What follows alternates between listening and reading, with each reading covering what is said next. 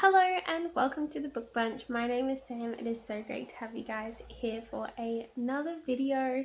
This one I am going to do a bit of a catch up because there's been some really cool tags floating around, one of which I've actually been tagged in, and they're all kind of Christmassy themed, so I thought I would give them a bit of a go for you guys and hopefully recommend you guys some good books that I like in the process. I also wanted to let you guys know I do actually have an Instagram if you would like to follow that, where sometimes I put on like extra bits of content. I also put up like stories every now and again and different things, different book reviews and stuff. If you wanted to check that out, I will leave the link in the little description box below for you guys to check out. But I just thought I'd let you know in case you didn't realize that I was actually on there.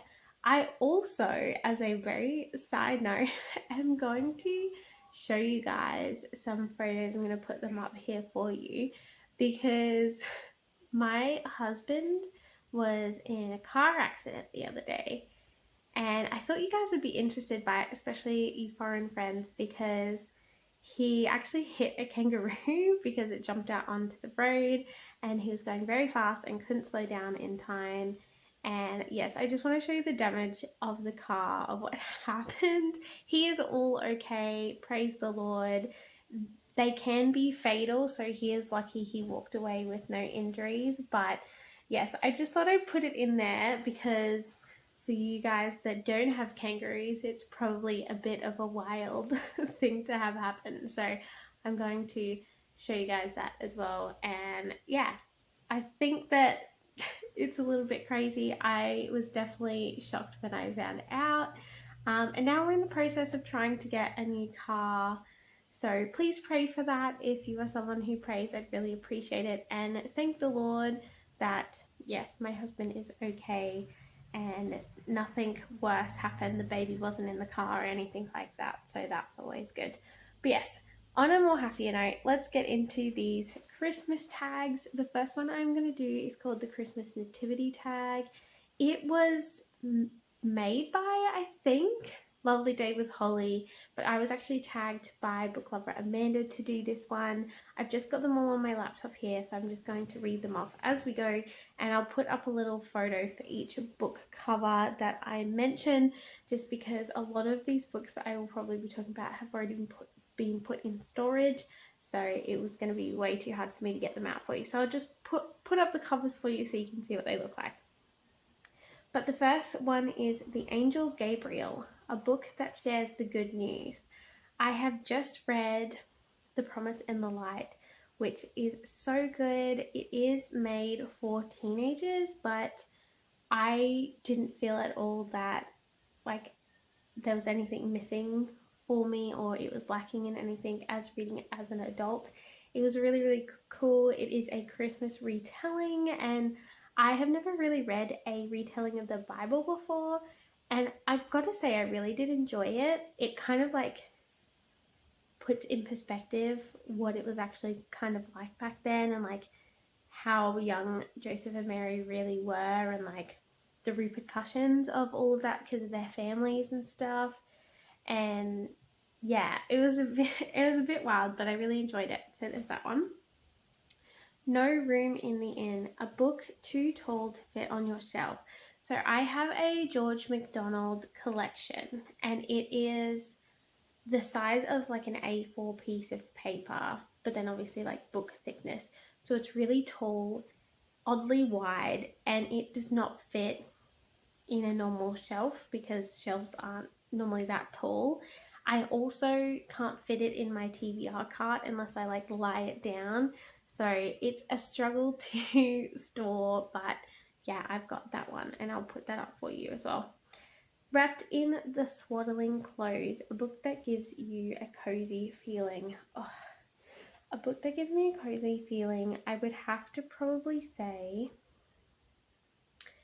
Winter House. It was pretty cozy, but also a little bit like creepy and mysterious at the same time, which I kind of liked because it's about like puzzle solving and there's a mystery and you don't know like if the main character is safe or not. But it was super cozy in like a Christmassy way because it's like set in this cool hotel with an awesome library and like all these activities that you can go do, and it was all like Christmas themed, and listening to that being described was really cool and reading about that, so I would say that. Manger, a main character with humble beginnings. A character that had humble beginnings, I would say, would be I can't remember her name, but the main character from Story Peddler. I think like she started definitely with humble beginnings. I don't necessarily like her in the beginning because she's one of those people that like she starts off like in humble beginnings, but she doesn't like that she started off in humble beginnings. So yes, there's that. But I would say that qualifies. I guess it was a good book at least. So yes, she goes through a lot of growth. And The Heavenly Host Singing, a book with a musical theme. Both of Andrew Peterson's non-fiction books, The God of the Garden and can't remember what the other one is called, they both have music throughout them because he is a songwriter, so I guess you could say that. Sheeps and Shepherds, a story with an animal. The Black Leviathan, I'll throw that one in there because it's got dragons. It was really good.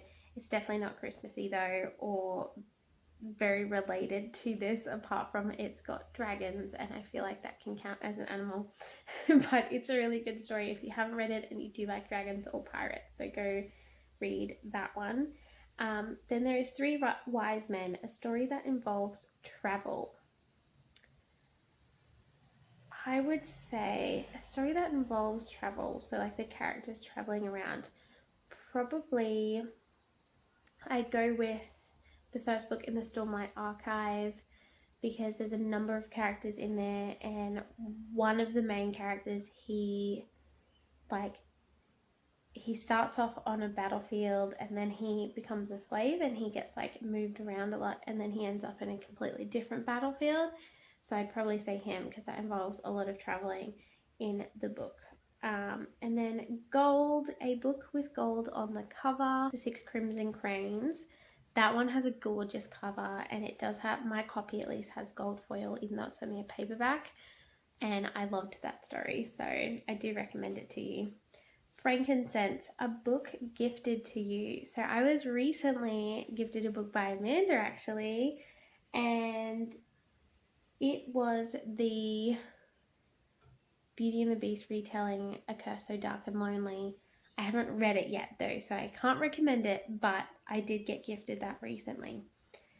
And Myrrh, a book that made you cry. Oh, a lot of books make me cry actually. I tend to pick out books that are surprisingly tear-jerking, even though I don't think they're necessarily meant to be. And yes, it always surprised me. But the most recent book that made me cry was Once Upon a Wardrobe. And that'll be in the next video. I'll do a review about it. But I'm surprised it made me cry because I didn't actually enjoy the writing at all. Like the story was very nice, but the writing was not good at all. And so I'm surprised it still managed to make me cry, and I think it's because it's based on C.S. Lewis's life as well, so that kind of got to me a bit. But yes, that made me cry.